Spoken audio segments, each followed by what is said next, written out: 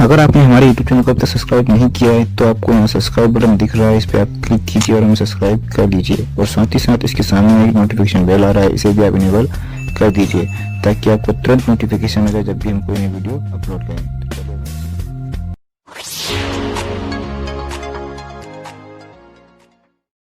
Hello friends, welcome to गर्गाइजेशन PSC classes. बच्चों, आज हम एक ऐसी महत्वपूर्ण पर्सनालिटी की चर्चा करने वाले हैं जो कि हमारे देश के राष्ट्रपिता कहे जाते हैं। आज हम चर्चा करने वाले हैं महात्मा गांधी की। बच्चों, जो महात्मा गांधी को हम जानते हैं तो उनका जो नाम था मोहनदास था, लेकिन फेमस किस नाम से हुए? महात्मा गांधी से। उनकी जो महात्मा जो था वो उनकी उपाधि थी, ना कि नाम। आज जो मैं आपको पढ़ाने वाला हूँ, तो आज के पढ़ाने का जो मेरा सोर्स है, तो सबसे पहला तो मैं अपने सोर्स का नाम बताऊंगा। एक गिरिराज किशोर का उपन्यास है जिसका नाम है पहला गिरिमिटिया। उसमें उनने पूरे कम से कम 1000-1500 पेज का उपन्यास होगा, उसमें उनने गांधी की व्यथा कथा लिखी है। और दूसरा मेरा सोर्स रहेगा महात्मा गांधी की जो आत्मकथा है, माय एक्सपेरिमेंट विथ ट्रूथ, जो कि उन्होंने 1925 में लिखी थी। बच्चों, गांधी जी को जो बात करेंगे तो गांधी के 3 पक्ष हैं। गांधी के 3 पक्ष हैं। सबसे पहला है मोहनिया, दूसरा दक्षिण अफ्रीका में गांधी और तीसरा भारत में गांधी। सबसे पहले जो हम पहला पक्ष देखते हैं तो उनका नाम था सबसे पहले बचपन में मोहनिया। उनका नाम मोहन था, लेकिन प्यार से उनको घर में लोग सब क्या बोलते थे? मोहनिया मोहनिया बोलते थे। ये जो मोहनिया का सफर चलता है बच्चों, तो ये जन्म से लेकर के जब वो ब्रिटिश इंग्लैंड जाते हैं लॉ की पढ़ाई करने, तब तक इनका सफर मोहनिया के नाम से चलता है। आगे चलते हैं बच्चों, तो जब वो दक्षिण अफ्रीका में जाते हैं, दक्षिण अफ्रीका में उनको मोहनदास के नाम से जाना जाता है। उनको मोहनदास, गांधी भाई, मोहन, ठीक है, ये नाम से जाना जाता है। लेकिन जब 1915 में, जब 1915 में जब मोहनदास भारत आते हैं तो उनको महात्मा गांधी के नाम से जाना जाता है। यानी कि गांधी के हम 3 पक्षों को पढ़ते हैं, एक मोहनिया, दूसरा मोहनदास और तीसरा महात्मा गांधी। इन तीनों पक्षों को मैं आपको यहाँ पे विस्तार से डिस्कस करूंगा। बच्चों, एक जब मैं उपन्यास पढ़ रहा था गिरिराज किशोर का, उसमें एक लाइन बहुत ही बेस्ट है और बहुत ही अच्छी लिखी हुई है। वो यह है कि जो इतिहास जो होता है वह संघर्षों का होता है, उपलब्धि का नहीं होता। अर्थात जो हम संघर्ष करते हैं, संघर्ष करते जाते हैं तो वह इतिहास बनता जाता है। और जिस दिन हम उपलब्धि पर यानी शिखर पर पहुंच जाते हैं तो उसका जो है कोई इतिहास नहीं बनता। आज प्रिपरेशन कर रहे हैं, आईएएस की प्रिपरेशन कर रहे हैं, आईपीएस की प्रिपरेशन कर रहे हैं, पीसीएस की प्रिपरेशन कर रहे हैं, ये आपका संघर्ष है। जिस दिन आपका संघर्ष कंप्लीट हो जाएगा और जिस दिन आप शिखर पे पहुंच जाएंगे, आप आईएएस बन जाएंगे, आप आईपीएस बन जाएंगे, आप कोई भी एसडीएम बन जाएंगे, तो आपके एसडी जो आपकी उपलब्धि रहेगी वो आपका शिखर, उसका कोई हिस्ट्री नहीं बनेगी। हिस्ट्री आपकी कहाँ पे लिखी जाएगी? जो बनने के लिए आपने कितना संघर्ष किया, आपने कितनी स्टडी करी, आपने कितनी पढ़ाई करी, तो उसका जो है इतिहास बनाया जाता है। तो मेरे कहने का मतलब यह है बच्चों, जब आप लक्ष्य पे पहुंच जाते हैं ना, तो जो आपका जो गोल होता है, लक्ष्य के पहुंचने के बाद वो शिखर होता है। और शिखर क्या होता है? दूर से दिखाई देता है। समझ रहे हैं आप?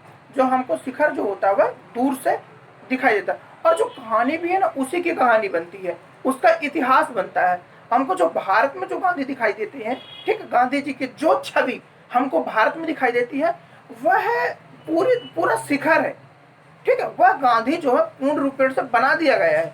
गांधी जी का निर्माण पूरी तरीके से हो गया था वहां पर। हम एक शिखर को अपने भारत में देखते हैं। समझ सकते हैं आप?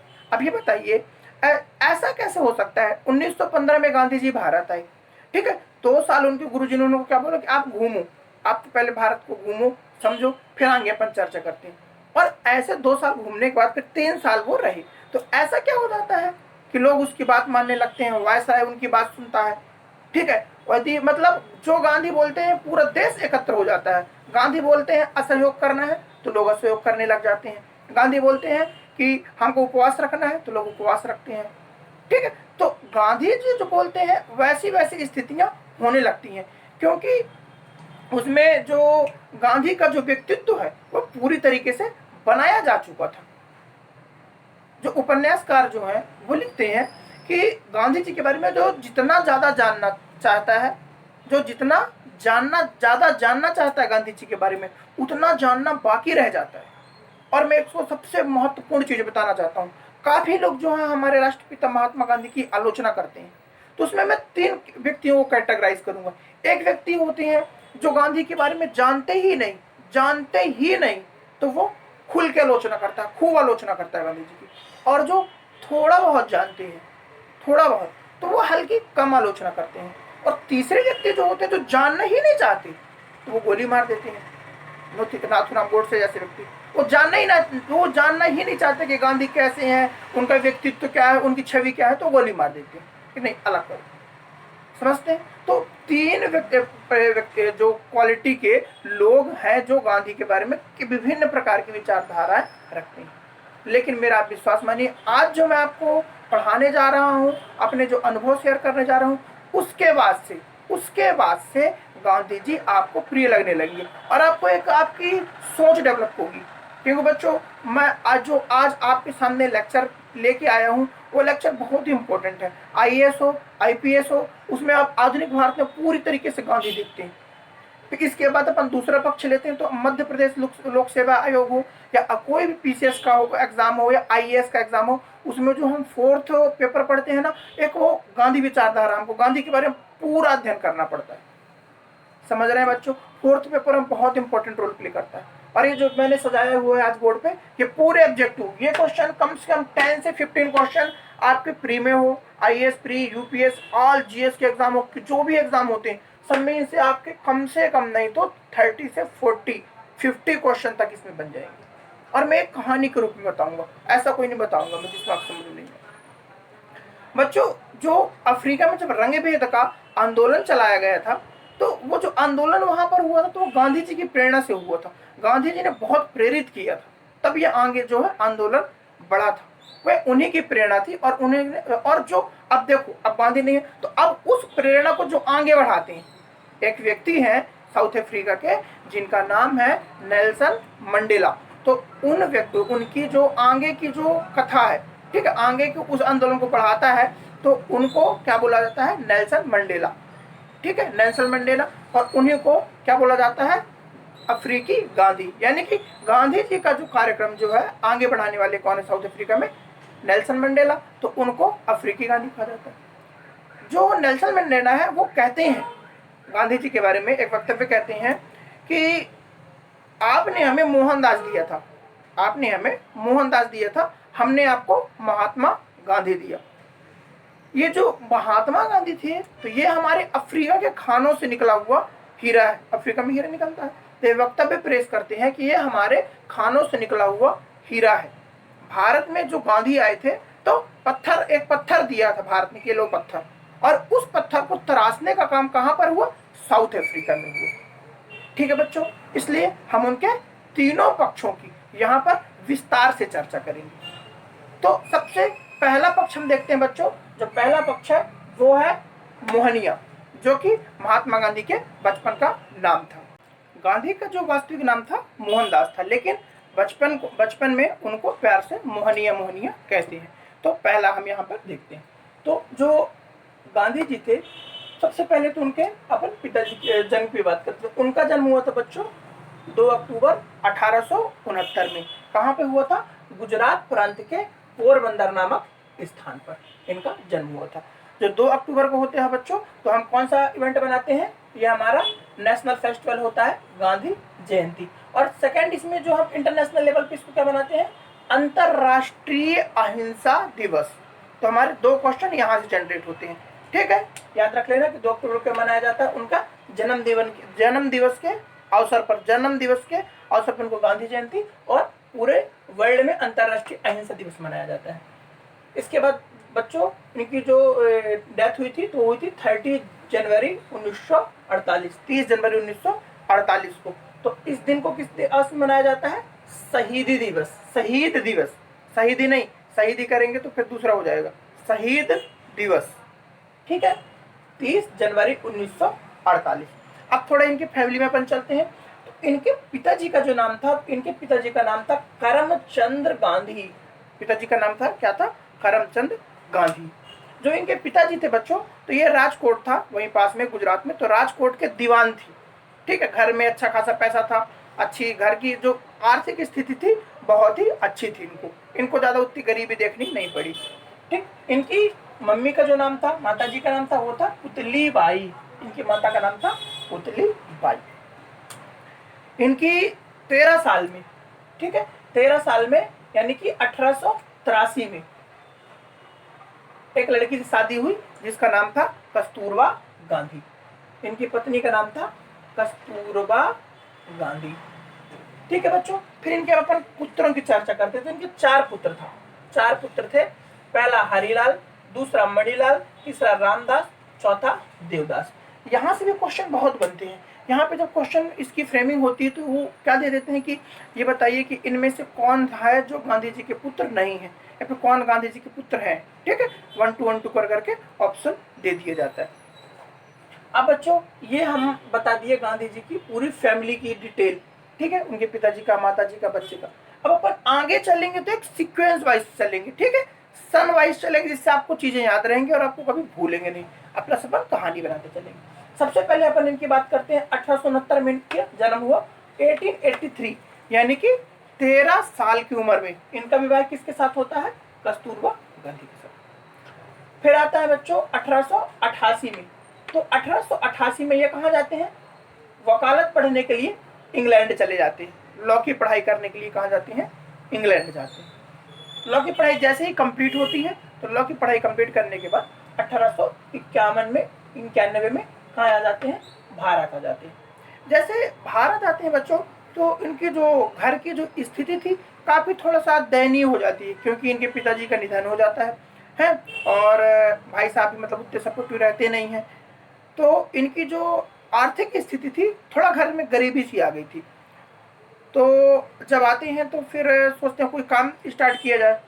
तो काम स्टार्ट करने के लिए ये 1891 में भारत आने के बाद ही खलीफा, कहाँ पे? एक मुंबई की खलीफा अदालत में क्या करने लगते हैं? यहाँ पे अपना वकालत प्रारंभ कर देते हैं। पहला केस इनने लड़ा था मम्मी बाई का। याद रख लेना बच्चों, लिख लेना, एक क्वेश्चन है आपका। पहले इनने लगा, एक गरीब महिला थी मम्मी बाई, उनका इन्होंने केस लड़ा और केस हार गए थे। एक्चुअली होता क्या था, जो गांधी जो है ना, गांधी जी क्या बहुत ही सत्यवादी थे। बचपन में राजा हरिश्चंद्र का नाटक देखा हुआ था, उनका प्रभाव उनकी रग रग में बसता था कि मुझे झूठ नहीं बोलना, मुझे सत्य का साथ देना है। अब बच्चों आप लोग तो सभी जानते हैं, ये बताइए यदि एक व्यक्ति किसी को न्याय दिलाएगा, वो भी निःशुल्क दिलाएगा, तो फिर घर कैसे चलेगा? और जो पीड़ित है, तो पीड़ित होता कौन है? एक गरीब व्यक्ति होता है या फिर एक मध्यम वर्गीय होता है। जो कोई यदि अच्छा पैसा वाला तो पीड़ित हो कैसे सकता है, और एक जो गरीब है वो किसी को पीड़ा कैसे पहुंचा सकता है? 100 में से 10% या 20% कोई पहुंचा सकता है, बाकी 80% तो नहीं पहुंचाते ना। ज्यादातर जो शोषित, जो आप इतिहास उठा के देख लीजिए, शोषित जो वर्ग है, तो जो पैसा वाले हैं वही लोग गरीबों को शोषण करते हैं। आप बहुत ही इतिहास उठा के देख लो, बहुत प्राचीन भारत से उठा कर देख लो कि जो पीड़ित जो होगा तो गरीब वर्ग या मध्यम वर्ग ही होता, उच्च वर्ग पीड़ित नहीं होता। ठीक है, तो अब उनको यदि सोच रहे हैं कि हमको ज्यादा पैसा कमाए तो उनको झूठ बोलना पड़ेगा और किसी भी जो आरोपी है उसको बचाना पड़ेगा। और गांधी जी ऐसा कर नहीं सकते थे, तो वकालत जो है उन्होंने हार गए। एक्चुअली क्या था, गांधी जी ने लॉ जरूर किया था लेकिन वकालत तो नहीं कर पाते थे, क्योंकि उनको बोलना नहीं आता था गांधी जी को इतना। हिंदी तो ना के बराबर थी। ठीक, इंग्लिश अच्छी थी गांधी जी की और गुजराती अच्छी थी, बोलना नहीं चाहिए, मतलब बोल पाते ही नहीं थी। फिर क्या हुआ? फिर इसके बाद इन्होंने खलीफा अदालत में अपनी प्रारंभ कर दी। इसके बाद 1892 में जब इनकी वकालत ने चली तो डॉक्यूमेंटेशन का कार्य करने लगे। क्या होता था, कोर्ट के बारे में बैठते थे, जैसे कोई व्यक्ति आया, किसी का कोई घर है, ठीक है, कोई घर की कागजात बनाना है, किसी की रजिस्ट्री करवानी है, किसी का आवेदन बनाना है। चूंकि उस समय अंग्रेजों के मतलब अंग्रेजी माध्यम के कोर्ट हुआ करते थे और गांधी जी ने लॉ किया था, तो आराम से डॉक्यूमेंटेशन कर देते और पैसा थोड़ा बहुत उनको मिल जाता। फिर आगे चलते तो आगे क्या होता है, 1893 में उनके बड़े भाई साहब एक उनके लिए जॉब लेके आते हैं। बोलते हैं कि मोहन एक जॉब आई है। तो बोले कैसे जॉब है? बोले साउथ अफ्रीका में एक जॉब करना है आपको। वहाँ पर आपको एक व्यापारी हैं दादा अब्दुल्ला, ठीक है, दादा अब्दुल्ला एक व्यापारी हैं, तो उनके जो भाई हैं, उनका नाम था सेठ तैयब जी, तैयब सेठ या तैयब जी भी बोलते उनको। तो वो दोनों का एक व्यापार चलता था, नाव का व्यापार था।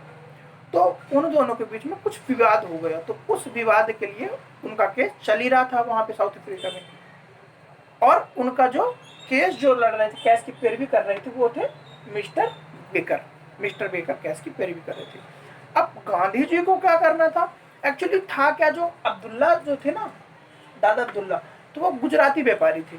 तो उनको जो था इंग्लिश टोटल नहीं आती थी, गुजराती अच्छी आती थी, थोड़ा बड़ा हिंदी भी बोल लेते थे, लेकिन अंग्रेजी उनको नहीं आती थी।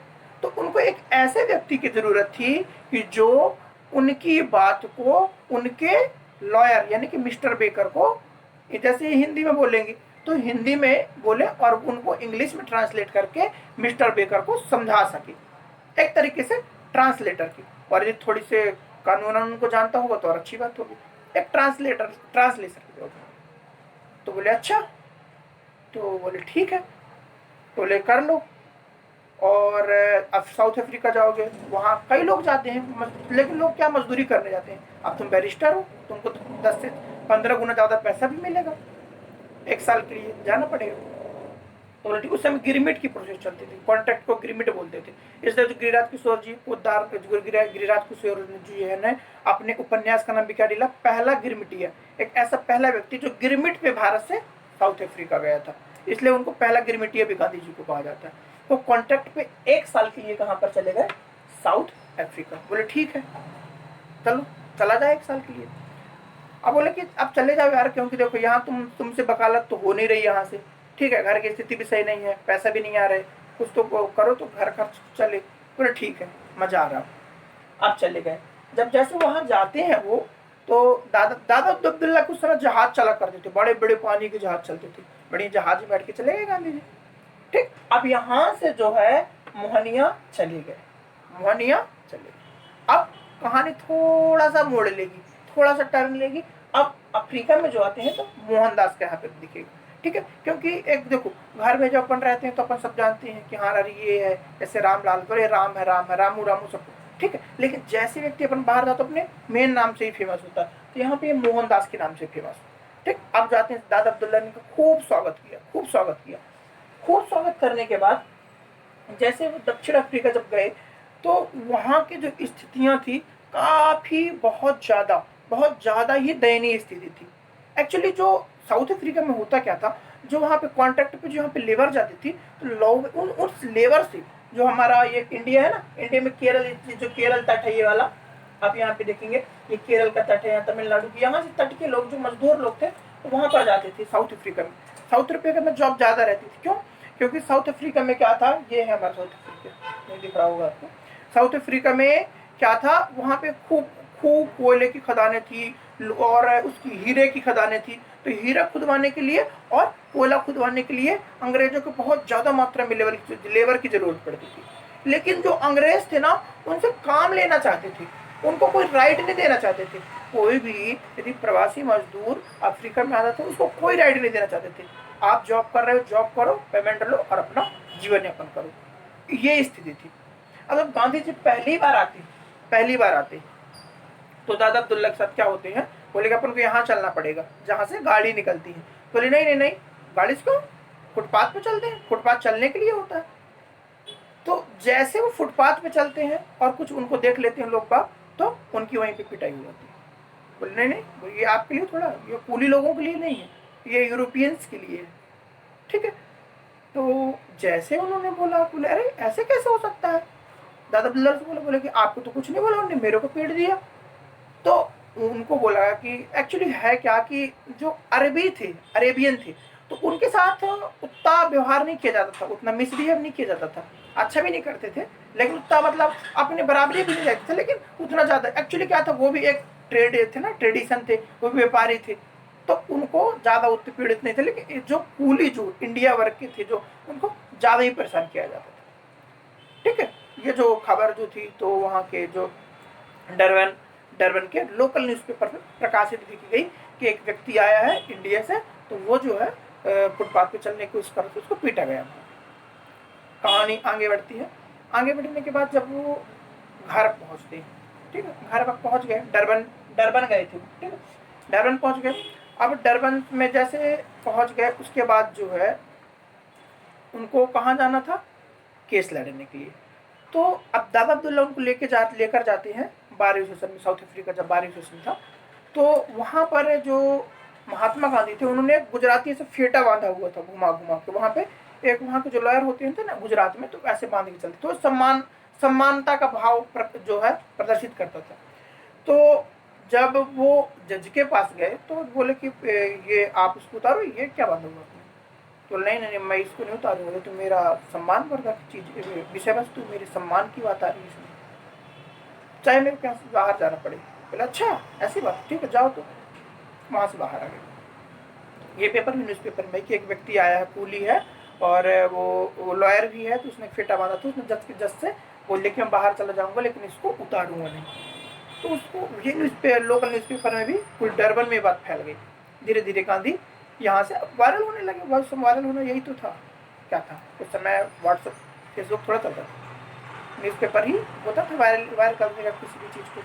अब फिर सेकेंड डेज में जब बात आई तो अब गांधी जी को जब वहाँ से जाना था तो आ रहे थे, कहाँ से, जज के यहाँ से घर आ रहे थे दादा से। तो बैठने के बाद बोले बैठो, तो वो ने टिकट लिया और जो घोड़ा गाड़ी होती थी बैठने लगे। तो बोले कि यहाँ कैसे बैठते हैं? क्या बोले वहाँ नहीं, तुमको यहाँ पे बैठना पड़ेगा, जो कोचवान जो गाड़ी खींच रहा है ना उसके पैर के पास बैठना पड़ेगा। बोले अच्छा ऐसे क्यों, ऐसे कैसे हो सकता है? तो नहीं ऐसे ही होता है, ऐसे ही करना पड़ता है। तो बोले कि नहीं मैं तो अंदर सीट में बैठूंगा, सीट में बैठ गए। फिर उनको पीटा गया।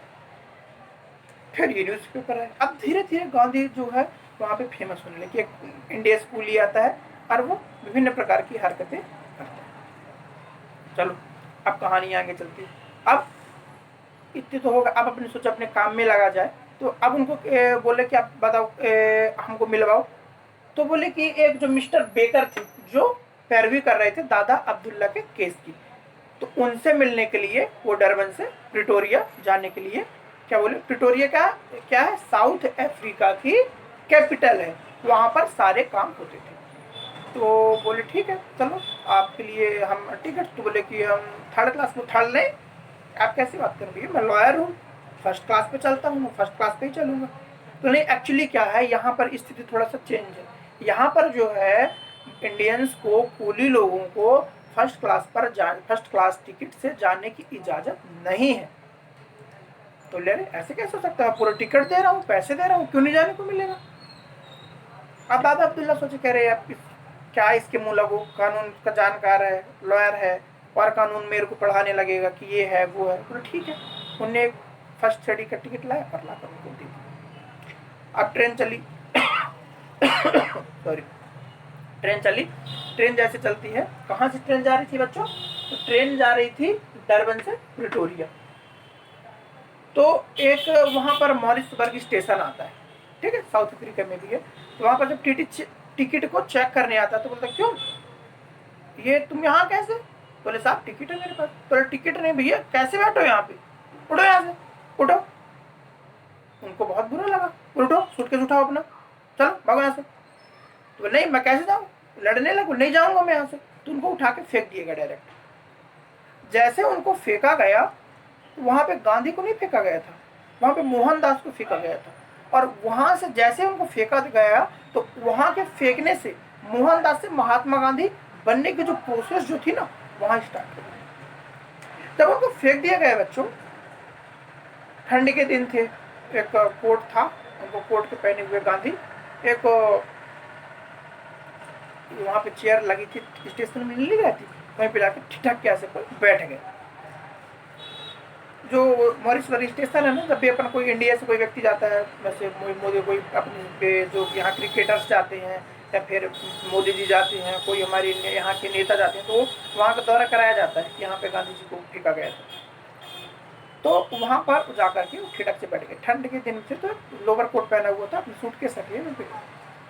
अब जैसे उनको फेंका गया तो उनके मन में बहुत सारे क्वेश्चन स्टार्ट होने लगे। उन्होंने सोचा कि ये कैसे हो रहा है, ये कायनात जो ईश्वर ने रची है तो उसके अंदर क्या है, क्या दो अलग अलग मनुष्यों को बनाया गया है? उनके मन में एक द्वंद्व चलने लगा। एक्चुअली था क्या कि जो गांधी जो थे तो इंग्लैंड में पले बड़े थे, उन्होंने वहां पर अपनी स्टडी करी थी।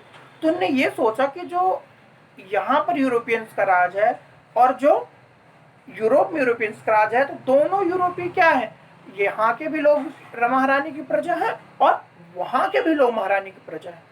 तो फिर ऐसा कैसा, ये कैसा हो सकता है? तो फिर भगवान को दोषी माने, बोले ऐसा कैसा, ये तो है, ये जो कायनात जो ईश्वर ने रची है, तो क्या ऐसा तो नहीं? तो ईश्वर ने डिफरेंट डिफरेंट पार्ट्स के मनुष्य बना दिए कि यहाँ के मानव अलग है, यहाँ के मानव अलग है, क्योंकि वो तो यहाँ पे क्या कर रहे हैं, तुलना कर रहे हैं ना दोनों से, क्योंकि वो ब्रिटेन में जो है पढ़े थे, तो वहाँ उनके साथ जो उसके फ्रेंड्स थे सब कोई अच्छा व्यवहार करता था, कोई ऐसा व्यवहार नहीं करता था। अब उनके अंदर क्या बहुत ज्यादा क्वेश्चनिंग चलने लगी, द्वंद्व चलने लगा। ये उनके पास छोटी छोटी प्रति थी, गुटका टाइप से, कुरान की, गीता की, बाइबल की छोटी छोटी प्रति थी, बैठी और तीनों पढ़ डाली, तीनों धर्म चारों धर्म की। ठीक है, पढ़ने के पश्चात उनके मन में एक बात उठी, बोले नहीं, कर्म करना चाहिए, कर्मण्यवाधिकार से माँ फलेषु कदाचन, गीता में बात लिखी है, कुरान में भी उसको मिला और बाइबल में मिला, बोले कर्म करना चाहिए।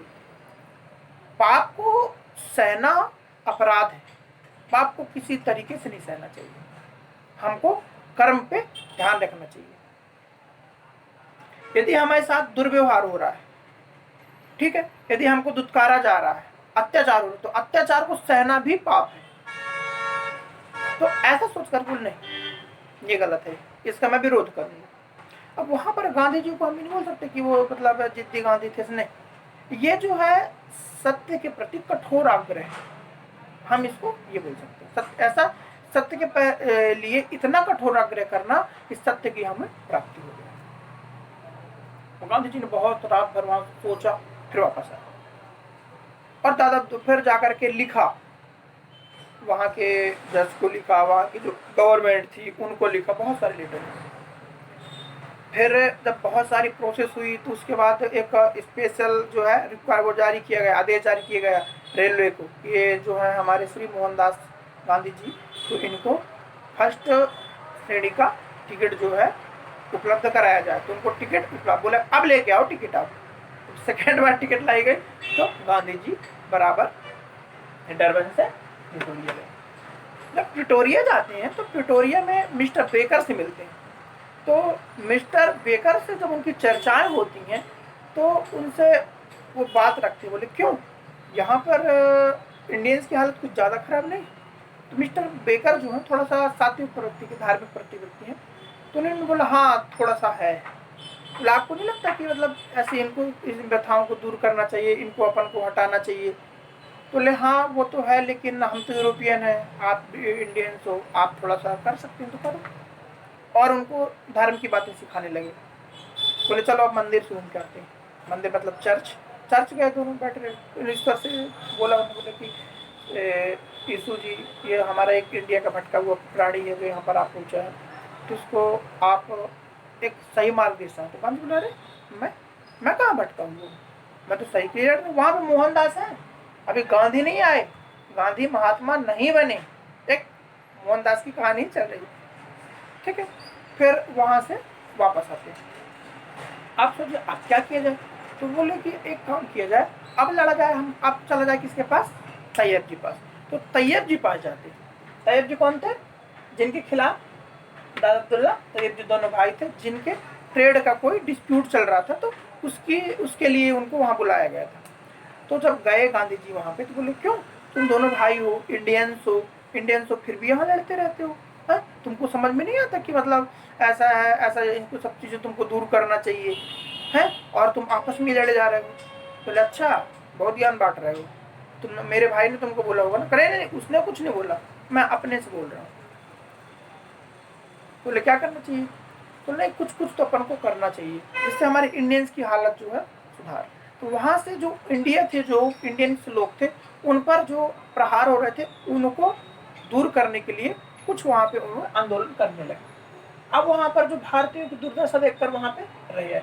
अब 1993 से एक साल हो गए, एक साल जैसे कंप्लीट हुई, बहुत आंदोलन कर, मतलब जो इंडियंस की स्थिति थी काफ़ी हद तक वहाँ पर उन्होंने सुधार कर दी। इसके बाद क्या होता है बच्चों कि 1893 में गए थे ना, अब 1893 के बाद 94 आ गया, अब उनको जाने का, अब फेयरवेल होने लगा गांधी जी को। बोले चलो अब हमारा समय होगा भाई, मुझे जाना चाहिए, 1 साल का मेरा एग्रीमेंट था, कॉन्ट्रैक्ट था, 1 साल के बाद अब मेरे को जाना है। अपन कोई दुकान लेते हैं, कोई शॉप लेते हैं, कोई रूम लेते हैं, 1 साल का एग्रीमेंट लेते हैं, एग्रीमेंट खत्म हो, अपना काम खत्म, एग्रीमेंट खत्म। अचानक से गांधी जी के पास एक पर्चा उड़ता हुआ आता है, एक न्यूज़पेपर कटिंग, उसमें लिखा रहता है कि आज से जो यहाँ पे इंडियंस हैं उनका वोटिंग राइट समाप्त किया जाता है। गांधी पढ़ते हैं, बोले ये वोटिंग राइट्स, बोले वोटिंग राइट्स कैसे समाप्त किया जा रहा है, इसको समाप्त नहीं करना चाहिए। उनसे बोलते ये तो आपके साथ अन्याय है, वोटिंग राइट आपको लिए लोग छीन रहे हैं। तो लोग बोले कि अरे हो गया गांधी बाबा, हो गया गांधी भाई, हमको वोटिंग से तो इफेक्ट थोड़ा पड़ता है, अब वोटिंग का करना क्या है, वैसे भी हमको वोट देने से मिलता क्या है, ना तो ये लोग हमारे कभी गंदे घरों में आते हैं, ना तो कभी देखने सुनने आते, ना तो हमको यहाँ पे कोई उतनी अच्छी फैसिलिटी प्रोवाइड करती, वोट क्या है, होता है तो जाके डालाते हैं। तो नहीं, ऐसा नहीं है। वोटिंग राइट जो है सबसे इम्पोर्टेंट फैक्टर है। यदि आपका वोटिंग राइट छीन लिया गया तो आप साउथ अफ्रीका की प्रजा भी नहीं रहेंगी। अगर आप प्रजा भी नहीं रहेंगे तो आपके साथ और अत्याचार होंगे। अभी तो 2 रोटी खा रहे हो ना, तो 2 रोटी खाने को भी नहीं मिलेगी आपको। तो बोले क्या किया जाए, तो बोले कि इसके लिए आपको एक आंदोलन करना पड़ेगा। तो आंदोलन करना पड़ेगा, बोले हम अनपढ़, हम पढ़े लिखे तो है नहीं, आप कौन आंदोलन करेंगे, एक काम करो आप ही रुक जाओ। गांधी जी बोलते आप ही रुक जाओ, क्योंकि आपसे अच्छा हमारा नेतृत्व करने वाला कौन हो सकता है। जितनी भी जो फीस होगी आपकी, हम फीस पे कर देंगे आपकी। तो नहीं, फीस तो ठीक है, लेकिन उसमें खर्च बहुत हो जाएगा, लोग जोड़ने पड़ेंगे, एक ब्रांच बनानी पड़ेगी, ऑफिस बनाना पड़ेगा कांग्रेस, उसका लिए एक कार्यालय, लोगों को दस्तखत करवाने पड़ेंगे। दस्तखत करवाने से क्या होगा, अपने उसको मोर्चा में बैठाएंगे। तो ठीक है आप रुक जाओ, सब हाथ जोड़ने लगे, आप रुक जाओ, जो भी होगा हम करेंगे, हम आपके साथ देने के लिए तैयार। तो इंडियंस थे वहाँ के, तो गांधी जी वहाँ की जो दुर्दशा देखकर वहाँ पर रुक जाते हैं। आगे आते हैं बच्चों, तो अब 1894, अब यहाँ से जो उनकी वर्किंग चलती है, वहाँ से जो इंडियंस के लिए, इंडियंस को सुधारने के लिए, इंडियंस की स्थिति सुधारने के लिए, तो यहाँ से प्री में इंपॉर्टेंट क्वेश्चन है, मेंस में इंपॉर्टेंट क्वेश्चन है, इनका नोट भी करते जाइए और सुनते भी जाइए। 1894 में नटाल इंडियन कांग्रेस की स्थापना की। नटाल कांग्रेस ये क्या करती थी, जो रंग भेद, मेन तो रंग भेद ही है। अभी आज आप देख रहे हैं जो यूएसए में जो लड़ाई हो रही है, बहुत ज़्यादा अपवाद हो रहे हैं, किसमें, ब्लैक और व्हाइट में ही तो हो रहा है ना। अश्वेत की वो नहीं, जो जॉर्ज फर्नांडिस थी, उसकी हत्या गई, जब पुलिस वालों ने उसको मार दिया, कितना बहुत ज़्यादा आंदोलन हुआ। तो ये वहाँ से उपजी है ये बात, श्वेत और अश्वेतों की। तो वहाँ पर साउथ अफ्रीका में कहता है रंग भेद का सामना। देखो साउथ अफ्रीका में बेसिकली लोग काले ही है, ठीक है, क्योंकि वहाँ पे देखो हमारा जो 0 डिग्री जो लाइन है ना, उसके नीचे सब पूरे कंट्री आते हैं, सनलाइट का इफेक्ट ज़्यादा रहता है, वहाँ के लोग ज़्यादातर काले। और जो हमारे केरल और पूर्वमंडल के तट से यहाँ के जो जाते थे व्यक्ति, वो लोग भी काले होते थे। तो बहुत ज़्यादा वहाँ से फर्क किया, बहुत ज़्यादा फर्क किया जाता था। तो रंग भेद का सामना करने के लिए इन्होंने क्या बनाया, कार्यालय बना लिया, ठीक है ना। कोई वोटिंग राइट्स वाला इशू जो था उसको सॉर्ट आउट किया। तो जैसे जैसे मेन जो प्रॉब्लम क्रिएट थी वो क्या की थी, रंग भेद की थी। तो रंग भेद के लिए उन्होंने सामना करने के लिए फिर वहीं रहकर वो समाज कार्य करने लगे, तो तब वकालत करने का फैसला किया। और यहाँ पे सोचा मैं यहीं पे वकालत करूंगा, अपनी लॉयर तो थे। और नटाल इंडियन कांग्रेस की स्थापना हुई। आगे चलते हैं बच्चों, 1894 में जो नटाल इंडियन कांग्रेस का बन गई, तो जो उनका जो वोटिंग का इशू आ रहा था वहाँ के इंडियंस का, तो उसको उन्होंने सॉर्ट आउट करा। जो वहाँ की गवर्नमेंट थी, लोकल गवर्नमेंट, उनको उन्होंने लेटर लिखे, कई लोगों के पत्र लिख करके भिजवाए गए और उनका वोटिंग अधिकार वापस दिला दिया गया। लेकिन वहाँ पर जो प्रॉब्लम क्रिएट हो रही थी, जो रंग भेद का जो सामना कर रहे थे वहाँ के इंडियंस, बात वही रही। वहीं रहकर समाज कार्य करने तथा वकालत करने को उन्होंने फैसला लिया और वो जो नटाल इंडियन कांग्रेस थे आगे चल के वर्किंग करने लगी। 1899 में क्या हुआ बच्चों, तो ब्रिटिश सेना के लिए जो युद्ध हो रहा था, ठीक है, युद्ध हो रहा था बोर। वहाँ पे साउथ अफ्रीका में 2 ट्राइब्स पाई जाती हैं, जनजाति, एक जुलू और एक बोर। आगे जाकर के युद्ध भी इनमें, अभी किसका हो रहा है, बोर युद्ध हो रहा है, आगे जाकर के जुलू का भी युद्ध होता है, ठीक है, ब्रिटिशर्स के साथ, क्योंकि वो ट्राइब्स थी जो उनके साथ ज़्यादा वो मिसबिहेव करते थे। तो जब युद्ध हो रहा था तो उन्होंने भारतीय एम्बुलेंस सेवा तैयार करी 1899 में। जब बॉर का ब्रिटिशर्स के साथ युद्ध हो रहा था तो उन्होंने एक भारतीय एम्बुलेंस सेवा तैयार करी। वो क्या करती थी, उसमें इंडियंस होते थे। बेसिकली इंडियंस क्या करते थे महात्मा गांधी के साथ, अब एक वो उन्होंने एम्बुलेंस सेवा बना ली, ठीक है। एक और अब जैसे युद्ध वहाँ पे हो रहा था तो वो क्या करते थे, जो भी घायल होता था, वही नहीं देखते थे कोई ब्रिटिशर्स है या फिर बॉर का है, जो भी घायल होता उसको लाते, उसका इलाज करते। अब वो लोग जाओ तो ऐसा भी होता है क्या ऐसा हो रहा था। लेकिन वहाँ पर आज जो भी घायल हुआ उसको पकड़ के ला, बोले इलाज करो, बोले तुम घायल हो, आओ आओ। तो जैसे घायल होता तो उसको उठा के लेके आते, इलाज करते, फिर बोलते आप लड़ो जाओ, ठीक है। तो उन्होंने एक एम्बुलेंस भी तैयार करी। अब आगे अपन चलते हैं तो 1901 1900 में पहले बहुत इंपॉर्टेंट क्वेश्चन है। अपन क्या सोचते हैं कि 1915 में ही गांधी आए थे, नहीं, 1901 में भी गांधी एक बार भारत आए थे। वहाँ आए और उन्होंने कलकत्ता कांग्रेस में शामिल भी हुए, जो कांग्रेस के अधिवेशन चलते थे ना, वहां पर वे शामिल भी हुए और 1902 में वापस चले गए। फिर आगे अपन चलते हैं तो 1903 में 1903 में उन्होंने क्या अपना जोहान्सबर्ग में एक वकालत का अपना दफ्तर खोल लिया। मैंने बोला ना वकालत करने स्टार्ट कर दी। तो और उन्होंने वहां से इंडियन ओपिनियन नाम पे साप्ताहिक यानी कि वीकली एक न्यूज़पेपर निकलता था। तो ये भी इंपॉर्टेंट क्वेश्चन है, ये भी याद रख लेना है आपकी। ये क्या था, इंडियन ओपिनियन किसका है न्यूज़पेपर, तो गांधी जी का है, साउथ अफ्रीका से 1903 में उन्होंने निकाला। आगे चलते हैं 1904 में। तो 1904 में उन्होंने क्या किया, डरबन से 84 मील दूर एक आश्रम बनाया, फिनिक्स आश्रम, ठीक है। 84 मील दूर एक फिनिक्स आश्रम की स्थापना करी। फिर 19 अब इसके आगे चलते पर तो 1907 में एक ब्लैक एक्ट आया, ठीक है। उसमें क्या हुआ था, एक उसमें रूलिंग था 1907 में ब्लैक एक्ट। तो ब्लैक एक्ट में क्या था, जो भारतीय थे और जो एशियाई कंट्री के जो लोग थे उनका जबरदस्ती पंजीकरण करवाया जा रहा था।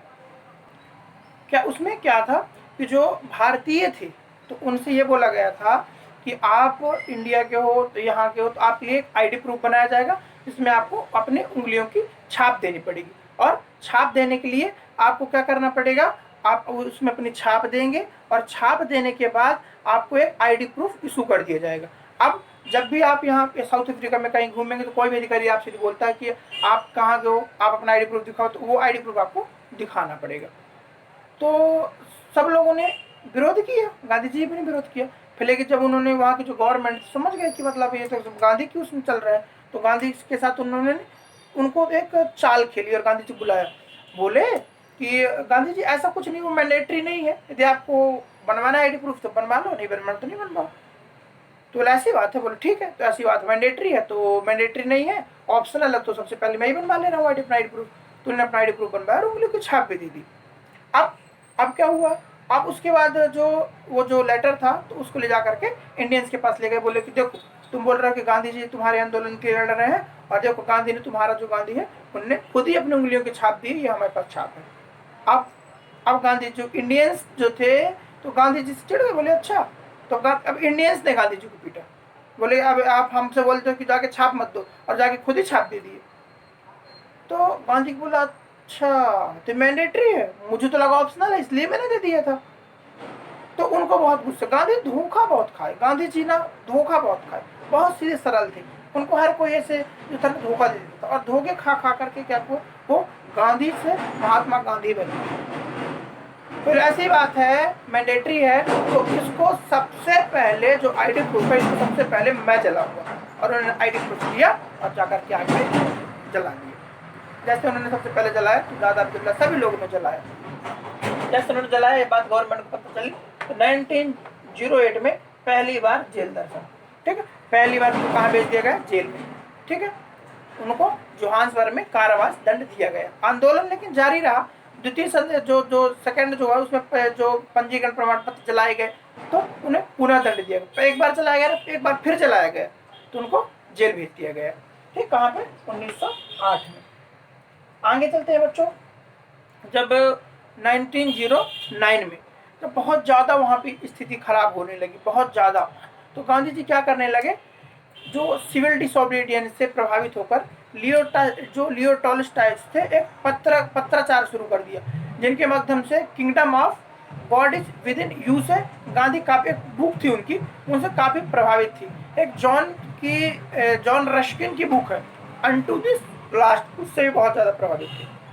तो जब बोले कि ये यहाँ पे ज्यादा प्रॉब्लम क्रिएट हो रही, तो उन्होंने सोचा कि इनकी प्रॉब्लम सॉर्ट आउट करने के लिए हम कहाँ जाए, इंग्लैंड। क्यों? क्योंकि बोले कि यहाँ तो कुछ लोग सुन ही नहीं रहे, अब हम जाकर के महारानी के पास गुहार लगाई जाए। तो ये सोच करके वह जून भारतीयों का पक्ष रखने के लिए कहाँ चल रहे, इंग्लैंड चले गए। नवंबर में दक्षिण अफ्रीका जब वहाँ चले गए, जब वापस दक्षिण अफ्रीका आ रहे थे इंग्लैंड से, तो उन्होंने एक पुस्तक लिखी हिंद स्वराज, जो कि गुजराती भाषा में थी। ये भी बहुत इंपॉर्टेंट है, ये भी बहुत इंपॉर्टेंट है। हिंद स्वराज पुस्तक कब लिखी? 1909 में, जब वो इंग्लैंड से कहाँ आ रहे थे, साउथ अफ्रीका आ रहे थे। ठीक है बच्चों। फिर 1910 में क्या होता है? तो 1910 में जोहान्सबर्ग के निकट एक टॉलस्टॉय फार्म की स्थापना करी। 1914 में उन्होंने प्रथम विश्व युद्ध में ब्रिटिशों का साथ दिया, ब्रिटिशर्स का जो साथ बहुत दिया। जो युद्ध हो रहा था, तो उस युद्ध में वो क्या कर रहे थे, ब्रिटिशर्स के लिए जो एक जुलू जनजाति से युद्ध हो रहा था, तो उन्होंने बहुत ज़्यादा उनका साथ दिया। ठीक है। और साथ देने में एक्चुअली हुआ क्या था कि वहाँ पर जो ब्रिटिशर्स का और जुलू का जो युद्ध हो रहा था, तो उनसे गांधी जी जो ब्रिटिशर्स से बहुत ज़्यादा प्रभावित थी। वही प्रोसेस थी, एम्बुलेंस से उन्होंने स्टार्ट करी थी, और जो जुलू हो या ब्रिटिशर्स जो घायल होते थे उनको इलाज करते थे, और वो ब्रिटिशर से युद्ध जीतते हैं तो बहुत खुश होते हैं। तो 1915 में उन्हें वो भारत था, और उनको क्या दी गई, केसरी हिंद की उपाधि दी गई। ये भी बहुत इंपॉर्टेंट है, इसको याद रख लेना। 1915 में ब्रिटिश सरकार ने केसरी हिंद की उनको उपाधि दी। तो ये सेकेंड फेज, गांधी जी का सेकेंड फेज यहाँ पे समाप्त होता है। साउथ अफ्रीका गांधी समाप्त। अब पढ़ते हैं अपन भारत में गांधी। अब जो थे मोहनदास क्या बन चुके थे, महात्मा गांधी। महात्मा गांधी समझ में आया बच्चों? तो अपने तीन पक्षों में मोहनिया अपन ने पढ़ लिया। ठीक है। दूसरा मोहनदास, और गांधी जी का पूरा नाम क्या था, मोहनदास करमचंद गांधी। जो मोहनदास नाम था उनका, लेकिन अपने नाम के पीछे करमचंद अपने पिताजी का नाम लगाते थे। समझ रहे हैं कितनी महत्वपूर्ण पर्सनालिटी थी? बताइए आप, अपने नाम के पीछे अपने पिताजी का नाम लगाते। आगे जब अपन पढ़ते हैं 1915 में क्या हुआ, जो गांधी जी जो थे भारत आ चुके थे, और भारत आने के बाद जब भारत आए तो जो उनके गुरु थे गोपाल कृष्ण गोखले, तो उन्होंने उनको सलाह दी, बोले अब बोले भारत की आप तो बहुत वहाँ पे कर लिया, भारत में कुछ देखो भैया, भारत में भी स्थिति खराब है। अच्छा चलो भारत चलते। भारत में जो था 2 साल, बोले 2 साल तो घूमो, पूरे भारत घूमो और देखो कि वहाँ भारत की स्थिति कैसी है। तो 2 साल क्या हुआ, उन्होंने घूमे। अब घूमने के बाद बोला कहीं रुकने की व्यवस्था बनाई जाए, तो गुजरात में उन्होंने साबरमती आश्रम की स्थापना करी, और वहाँ पर 15 हो गया, 2 साल घूमने के बाद 70 तक पहुंच गए। 70 में एक आंदोलन हुआ, चंपारण आंदोलन 1917। चंपारण में क्या हुआ, वहां पे क्या था, 3 कठिया पद्धति लागू थी। उस समय किसानों को एक अनुबंध 3/20 यानी कि 20 कट्ठा में 30 कट्ठा भाग पर नील की खेती करवाते थे अंग्रेज। गांधी जी का भारत में पहला जो आंदोलन था वो था चंपारण सत्याग्रह। चंपारण उसमें क्या हुआ था, 1917 में यह आंदोलन हुआ था। वहां पर किसान जो थे, तो किसानों को 3/20, ठीक है, 3/20 भाग में क्या करना पड़ता था, नील की खेती करना पड़ता था। तो किसान जो थे बहुत ज्यादा परेशान था, किसान इससे छुटकारा चाहते थे। इसके लिए राजकुमार शुक्ल ने गांधी जी को आमंत्रित किया। तब गांधी जी ने भारत में पहली बार सत्याग्रह चंपारण बिहार से ही शुरू किया। सरकार इनके आगे झुक गई और जांच के लिए आयोग का गठन किया गया, और इस पद्धति से जो को समाप्त कर वसूली का 25% हिस्सा किसानों को भी दिया गया। यहाँ पर जो गांधी जी के कुशल नेतृत्व से प्रभावित होकर उनको महात्मा की उपाधि किसने दी, रविन्द्रनाथ टैगोर ने दी। तो क्वेश्चन बहुत इंपॉर्टेंट है, उनको महात्मा की उपाधि कब दी गई, तो चंपारण सत्याग्रह में। आगे अपन चढ़ते हैं 1918। खेड़ा कहाँ पड़ता है बच्चों, गुजरात में। गुजरात के खेड़ा जिले में क्या एक बार वो भीषण अकाल, बहुत ज्यादा अकाल पड़ा। अब अकाल इतना पड़ा, इसके बावजूद सरकार ने मालगुजारी जो प्रथा थी बंद नहीं की। यदि आप मुंशी प्रेमचंद का उपन्यास देखेंगे, पढ़ेंगे, तो उसमें भी एक जिक्र आता है कि वहाँ पर गोदान है, मुंशी प्रेमचंद का उपन्यास, वहाँ पर ही बहुत ज़्यादा जब क्या होता है, बहुत अकाल पड़ता है, और अकाल पड़ने के बाद ये फिर भी गवर्नमेंट वहाँ के जमींदार वर्ग क्या करता है, लगान वसूलने का काम करता है। ठीक है, तो बहुत ज़्यादा वहाँ की जनता जो होती है परेशान होती है। तो एक जिक्र वहाँ पर आता है, उसमें भी आप पढ़ सकते हैं, गोदान उपन्यास मुंशी प्रेमचंद का।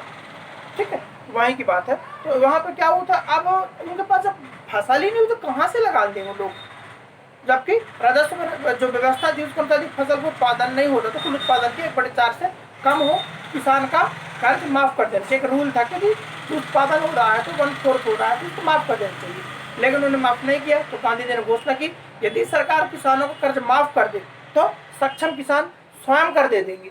लेकिन सरकार ने गुप्त रूप से अपने अधिकारियों से कहा किसान सक्षम है, उन्हीं से कर लिया जाए। ठीक, तो इस प्रकार से यह आंदोलन उनका सफल हुआ। फिर यहीं पर होता है 1918 में अहमदाबाद मिल मजदूर। एक्चुअली था क्या, अहमदाबाद में कपड़ों की मजदूर थी, मिल की। तो यहाँ पर क्या हुआ था, प्लेग, वहाँ पर मजदूरों के बोनस को लेकर गांधी जी ने भूख हड़ताल करने को कहा था। ठीक है, वहाँ पर जो बीमारी फैली थी चूहों की वजह से, प्लेग, तो प्लेग में जो था बहुत ज़्यादा जनधन की हानि हुई थी। तो बोले कि हमको कुछ इसका बोनस मिलना चाहिए इस महामारी का, जिससे हम जो है निकल सके, हमारी आर्थिक स्थिति अच्छी हो सके।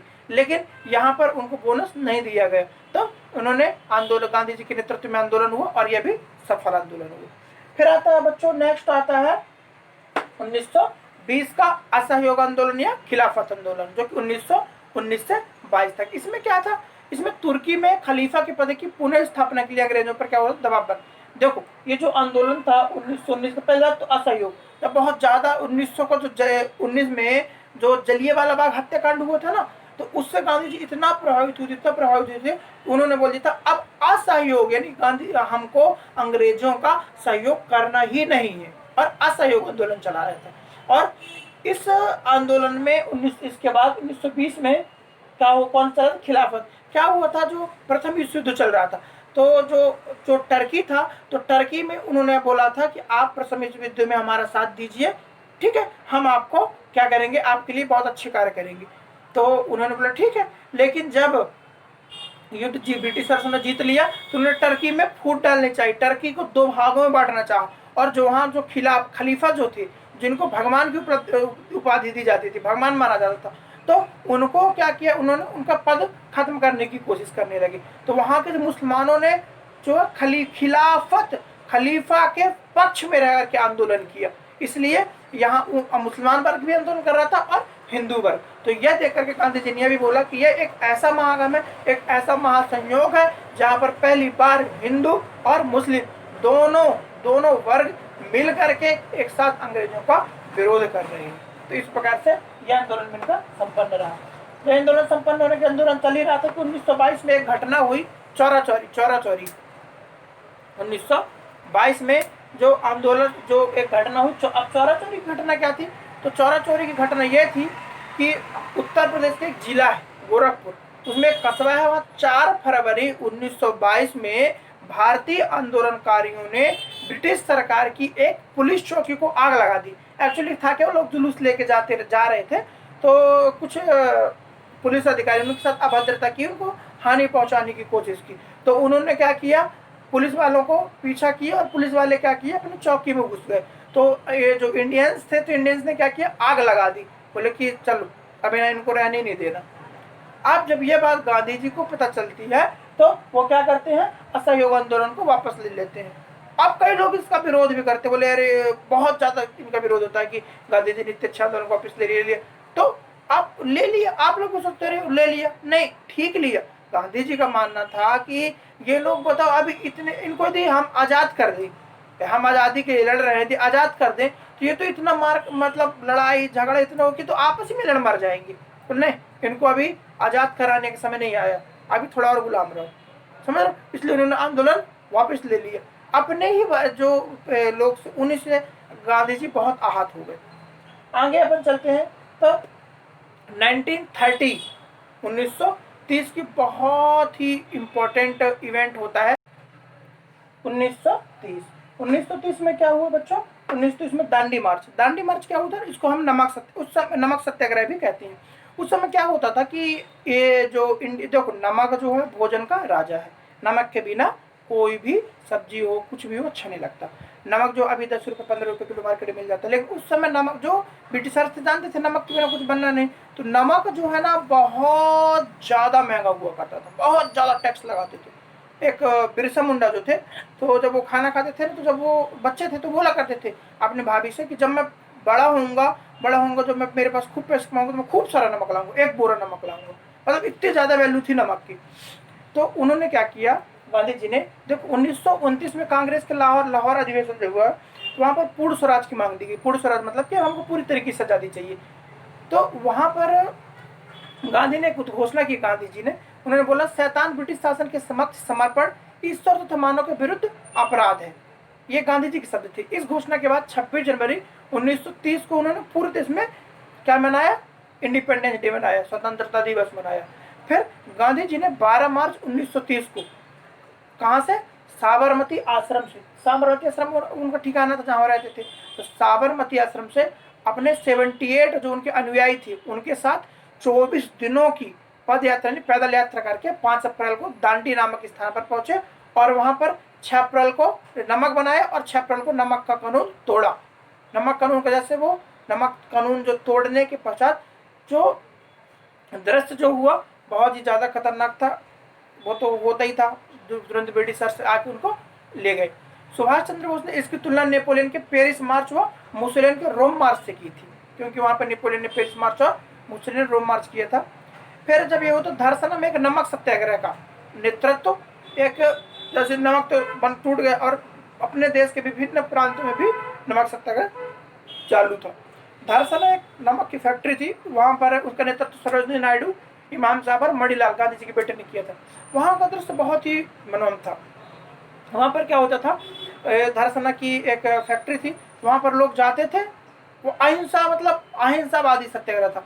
वहाँ जाते थे और वहाँ जो अंग्रेज थे उनको मारते थे और वो मार खाते थे, वापस जाते थे। गए वहाँ वो मारे, फिर मार खाए, फिर डंडों से मारते थे, डंडों से पिटाई की, मारे फिर आगे। बस एक दृश्य इतना मतलब एक चार्ली नाम के को कोई पत्रकार है, उन्होंने बहुत ही अच्छा उसका दृश्य लिखा है कि मतलब इतना ज़्यादा स्थिति थी कि लोग आ जाते थे, मार खाते, वापस आ जाते थे।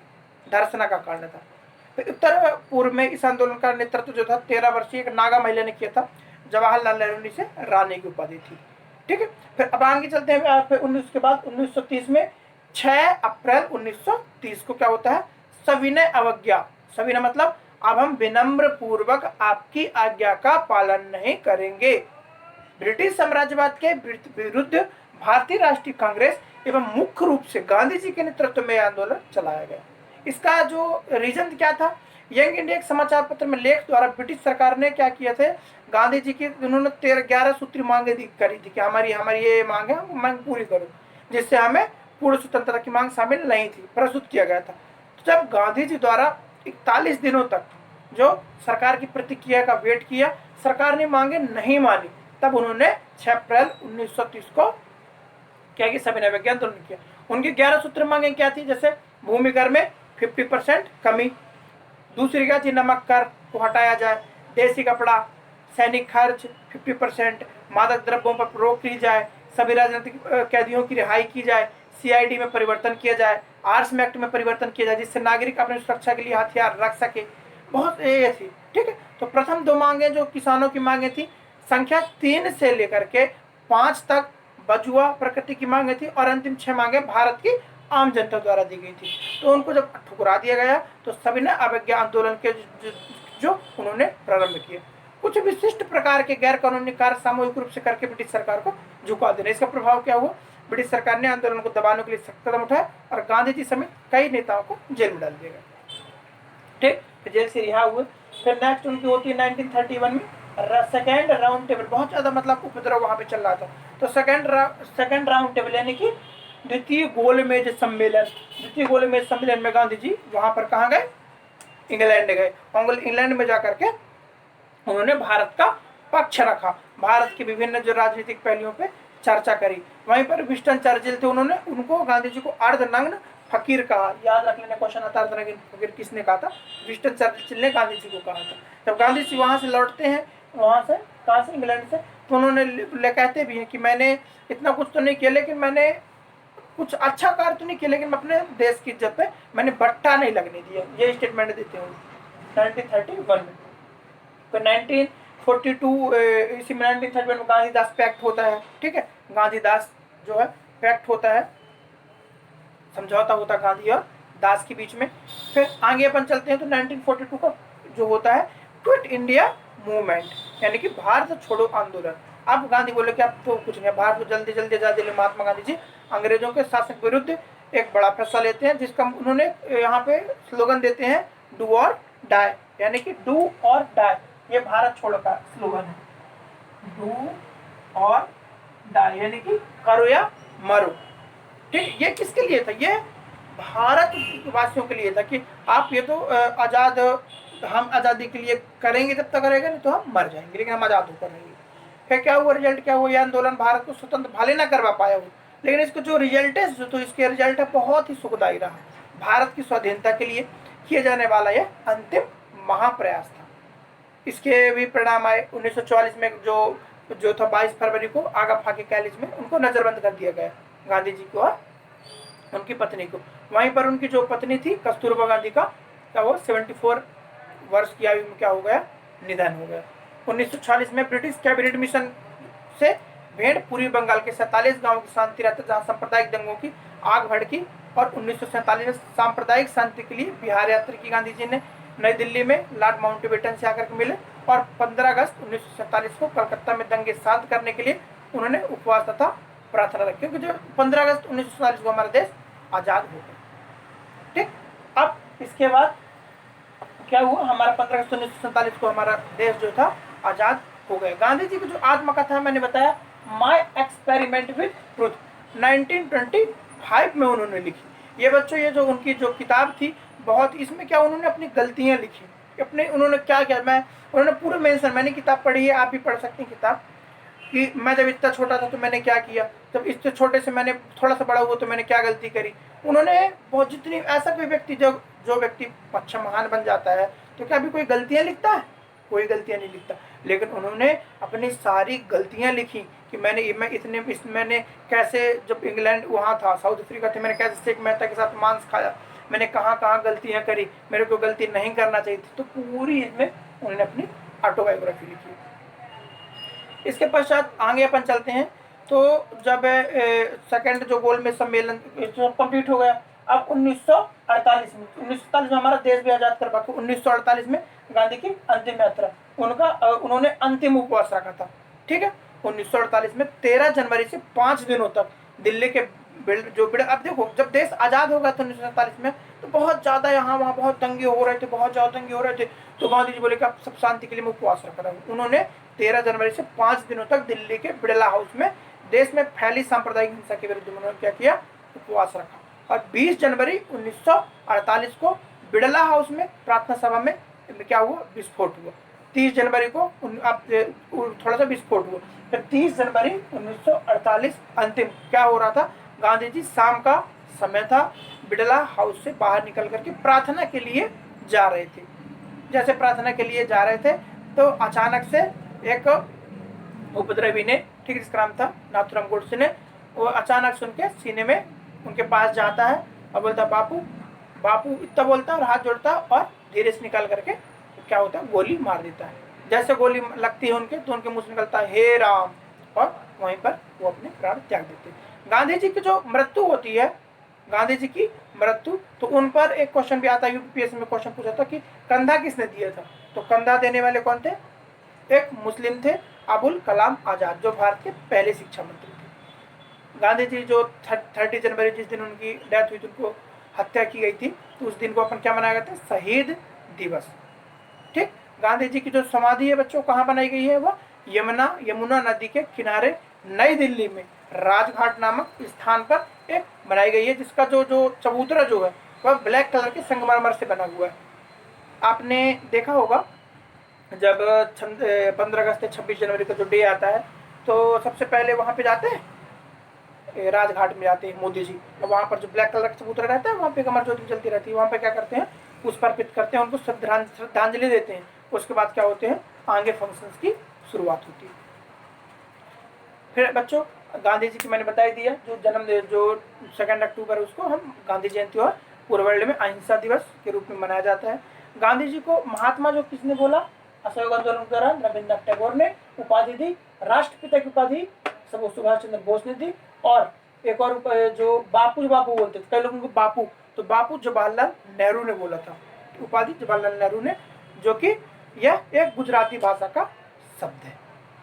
ठीक है बच्चों, तो आज मैंने महात्मा गांधी की पूरी जीवन गाथा आपके सामने शेयर कर दी, पूरी की पूरी। यदि यह वीडियो यदि आप देख लेते हैं तो आपको आपके जो जीवन में बहुत सारे चेंजेस आएंगे, क्योंकि बच्चों आपको मैंने पूरा ओवरऑल मैंने चर्चा कर दिया। मैं गांधी बने कैसे, क्या थे, मोहनिया थे वो, मोहनिया से उन्होंने महात्मा गांधी बनने तक का सफर मैंने पूरी तरीके से आपको यहाँ पे डिस्कस किया। आपको समझ में आता कि गांधी एक विचारधारा है, एक सिद्धांत है, समझ रहे? गांधी एक व्यक्ति नहीं है, एक सिद्धांत है, एक विचारधारा पनपी। और जैसे जैसे विचारधारा साउथ अफ्रीका में जाती है, नेल्सन मंडेला, उनको अपन अफ्रीकी गांधी कहते हैं। तो महात्मा गांधी जो थे, एक गिरिराज किशोर जी जो उपन्यास जो लिखते हैं, तो उनको लिखते हैं कि जो गांधी जी जो थे, गांधी कई जगह में सहूलियत भी है और कई जगह दिक्कतें भी अपन को उठानी पड़ सकती है। जैसे अब गांधी जी उपवास रखते थे, आज के लोग उपवास नहीं रखते, समझ रहे हैं बच्चों? तो ये जो वीडियो है, मैं इस वीडियो में आपको मैंने गांधी जी को मोहनिया से लेकर के महात्मा गांधी तक बनने का पूरा सफर आपको एक ही वीडियो में आपको पूरी तरीके से मैंने समेटने का प्रयास किया है। यदि आप ये भी एक वीडियो देख लेंगे तो आपका कोई भी कॉम्पिटिटिव एग्जाम का एग्जाम हो, क्वेश्चन तो सॉर्ट आउट हो भी करेंगे। और सेकंड चीज, आप गांधी को पूरी तरीके से समझ जाएंगे कि गांधी जी आखिर थे कैसे, गांधी जी का व्यक्तित्व कैसे था, गांधी बना कैसे, गांधी जी को बनाया कैसे गया। ठीक है बच्चों, तो मैं आशा करता हूँ कि ये लेक्चर आपको बहुत बहुत पसंद आया होगा और आपके जीवन में आमूल-चूल परिवर्तन लाएगा। तो बच्चों इस वीडियो को आप लाइक करें, लाइक जरूर करना है, क्योंकि बहुत इंपॉर्टेंट वीडियो है। और अपने फ्रेंड सर्किल में जो तैयारी कर रहा हो उसके लिए भी, और जो तैयारी नहीं कर रहा उसके लिए भी, सबको सेंड करना है। क्योंकि बच्चों कई बच्चे क्या रहते हैं कि गांधी जी के बारे में क्या, उनकी मनोवृत्ति कुछ दूसरी है, कई आलोचना करते हैं। तो गांधी जी की जो अपन ने यहाँ आज पढ़ा है, आपने सारी डिटेल, तो उन लोग को भी गांधी की पूरी हिस्ट्री पता चलेगी, गांधी जी कैसे थे, उन्होंने कैसे कैसे आंदोलन करा और कैसे कैसे हमारे देश को आजाद करवाया। तो संपूर्ण पृष्ठभूमि उनकी भी निर्मित हो, इस अपेक्षा से मैंने ये वीडियो निर्माण करा है। तो वीडियो को सब जगह अपने फ्रेंड्स सबके, मम्मी पापा जो भी अपने रिलेटिव हैं, सारे लोगों को शेयर करो। और ये वीडियो यदि आपको पसंद आता है तो हमारे चैनल को सब्सक्राइब अवश्य करें। हम इसी प्रकार की वीडियो जो है, महत्वपूर्ण पर्सनालिटी, इंपॉर्टेंट इवेंट और जो है इंपॉर्टेंट क्वेश्चन, इंपॉर्टेंट फैक्ट के आपको वीडियो लाते रहेंगे। ठीक है बच्चों, तो इस वीडियो को लाइक करें, कमेंट करें और हमारे चैनल को सब्सक्राइब जरूर करो, बेल आइकन प्रेस जरूर कर लें, ताकि जब भी हम इंपॉर्टेंट वीडियो डालें तो आपके में नोटिफिकेशन जा सके। ठीक है बच्चों, तो मिलते हैं एक नेक्स्ट लेक्चर में एक नई पर्सनालिटी के साथ। तब तक आप घर पर रहिए, सुरक्षित रहिए और मन लगा करके पढ़ाई करिए। थैंक यू बच्चों।